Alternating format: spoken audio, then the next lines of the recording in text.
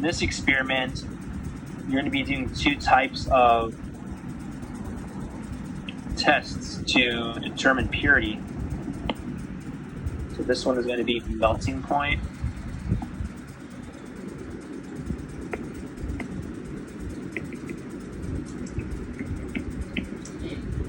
So in the melting point, the compound that is here has literature melting point value. So let's say, and this is based off the third question, the literature value is 68 for a specific compound. It can have a pure range of 67 to 69, depending, when you do the actual test, it can vary only about 1, maximum 2 degrees apart. So you can have one below 68, one above 68, you get 67 to 69. And then in the problem that I gave you guys,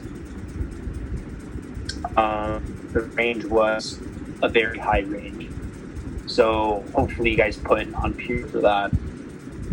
So if it's non-pure, it has impurities. And so then the thing to keep in mind when we're talking about impure compounds and what that does to the melting point, it does two things. Impure compounds do two things. It will lower the melting point, and then it will also widen the range of the melting point. So it's going to depress it, and then it's going to widen the range of that melting point value.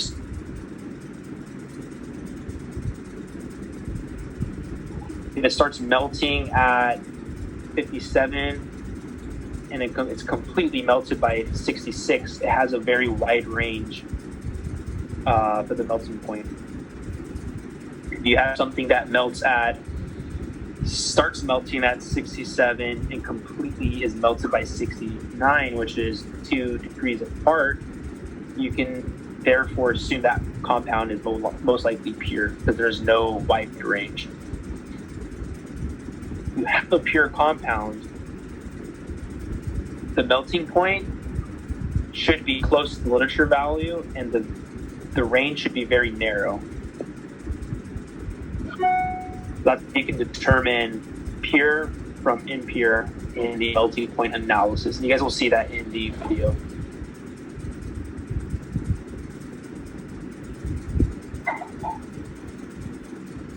Are you guys clear on that? Any clarifications that are needed?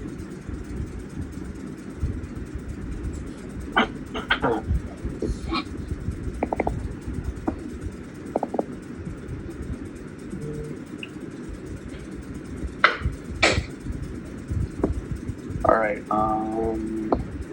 So another thing I want to talk about is the difference between percent recovery versus percent yield. So it looks like everybody's good.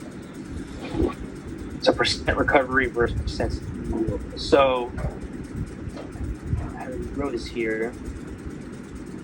So I was going to ask who can tell me what percent yield is, but I already have it on here. So the difference of what percent yield is from Gen Chem, if you guys remember, you have like a chemical equation, you have A plus B gives you C, product C. So reactants A, B give you product C.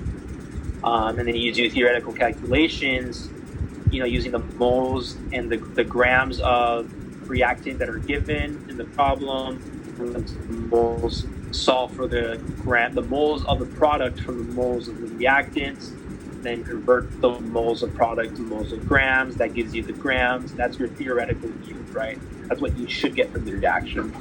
And then in the lab, you do the same experiment in real life, and you do the reaction, you get your product, and then weigh out your mass of your product.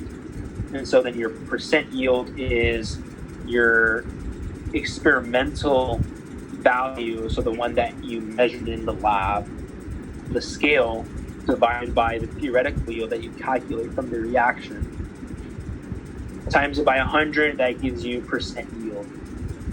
That's just pretty much how much product you're making in an experimental setting compared to the theoretical calculations that you do on paper. Now, percent recovery, which is what we're interested in in this experiment, it's a ratio between the amount of active ingredients or compound or unknown or compound of interest, how much you can extract from an impure compound. So you have a mass of your pill, right? Your pill is the mass of the total compound of everything together, the binder, all of the different compounds that are contained in the pill. And then what we're trying to do is we're only concerned with one ingredient in the pill. So we extract that ingredient from the pill. We do a bunch of lab techniques to do that. The column, the mixtures, the centrifuge, and all the supernatants that were removed. So we, at the end of the day, crystallize our solution after it's out of the column. We crystallize it, we dry it, and that's our extracted compound. Let's say we get 20 grams of it, and initially our pill is, the weight of the pill, let's say, is 100 grams. This is just random numbers. So then you just have a ratio of your extracted compound compared to your total mass of the pill, which contains everything, and multiply that by 100, and that gives you percent recovery, how much of the extracted compound that you're interested in over the total weight of everything together. So this experiment, we're concerned with percent recovery. So this is going to be an equation and something that you need to know for the worksheet and the calculation. And then this is, yeah. So on the work, it says weight of recovered material in grams. Would that be the top portion of the formula for a percent recovery? Correct, yes. And then the bottom will be the weight of the mass of the pill. And I'm just going to tell you guys now in the video, there's some things missing. There's a lot of things missing. I'm not sure why, but I will clarify that once I play the video. So they forget to give you the mass of the pill. I'll give you the mass of the pill once we get there. And you guys can fill it in while you're filling in the other parts that pertain to that particular question. Yeah, good question. Yeah, the top one is the mass of your recovered heat of the compound of interest. So yeah, percent yield is what we're concerned with here. And then in the video, this is when I talk about there's things missing. Vacuum filtration is a very important technique in the lab for organic chemistry. We do recrystallization, and what recrystallization is that we, at the end of this experiment, or not at the end, but after we pour our supernatant through the column, after we pour it through the column and get our beaker with all of our quote-unquote pure substance, hopefully, we get that beaker and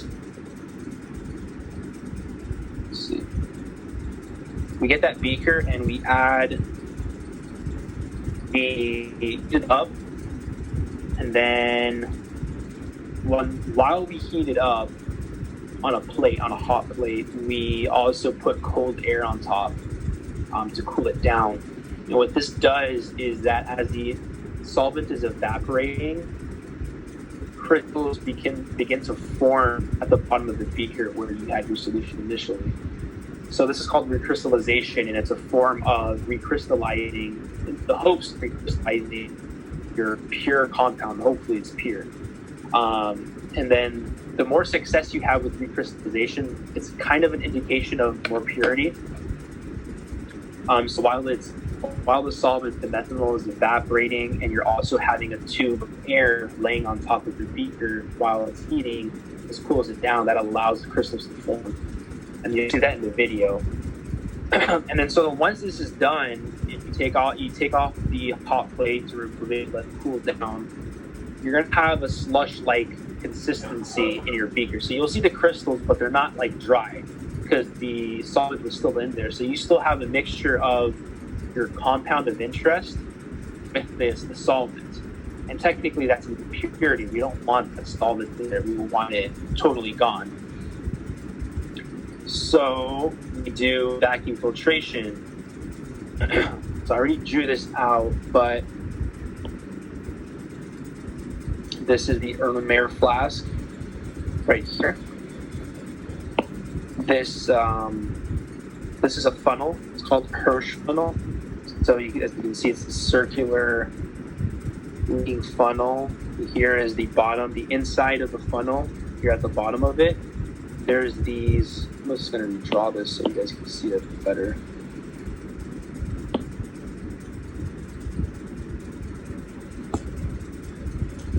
So here's the outside, and it's a circular funnel. Then you have in the inside, you have this, the circle continues, right, on the bottom. It's circular. Now you have these little holes at the bottom of this Hirsch funnel. These holes is so that your solvents can flow through. And then on top of this bottom part, you're going to add a piece of filter paper to cover the holes, of course, so you don't have any crystals going through. You're going to cover the holes with the bottom of this funnel with the filter paper, and the filter paper will be the same diameter of the funnel itself. And so once you have your filter paper there, you wet it with some methanol, so the same solvent that you're going to dump your solution in, or your crystals in, the same solvent that you use to evaporate, the same methanol solvent. You're going to put paper first, and then you're going to have the vacuum on. So in the chemical hoods, you have a vacuum pump, and I think in the Gen Chem labs, you have a vacuum on top of the bench. But this will be done in the organic labs, and that's under the hood, the chemical hood. And so then you're going to turn on the vacuum, and then you'll hear the vacuum sound. And then, so once the paper is wet with methanol, then you can pour your recrystallization products with that slush-like substance for recrystallization. You're going to pour it inside the Hirsch funnel.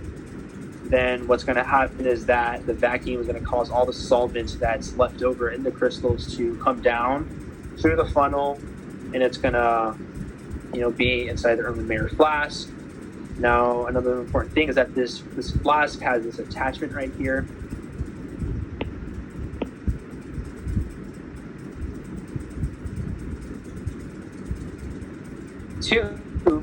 So that you can connect it to the vacuum. And so the air is going to go flowing towards the vacuum, of course. Now, this is a trap flask in the middle right here. This is a trap flask that has two attachments. It has an attachment to the flask, right? And then it has another attachment going out to the vacuum. So the airflow is going through here. This tube is going down in, and it's going back out like that to the vacuum. Now this is the catch flask right here where this is happening. So this is here to ensure that if your solvent is overflowing, and so that it doesn't go back up, right? You don't want it to go back up. It has an attachment here that has the solvent going. This is kind of going up. That doesn't look like it's up. It's going down. I just drew it going up for some reason. So the solvent's going to go through. So that the solvent doesn't go into the vacuum, you have this catch flask that gives you more space to have solvent accumulate. And then it should never really go back up because that's just way too much solvent. It's already known as volatile solvent. This is just to ensure that the solvent doesn't go into the vacuum. So this is how you dry out your crystals that you've recrystallized in the previous step. So in the video, it's not shown, but it's definitely extended. You guys will be doing this. You guys would have been doing this in the lab a lot for recrystallization. So I'm just showing you guys how that works and how it kind of looks like. Any questions on that?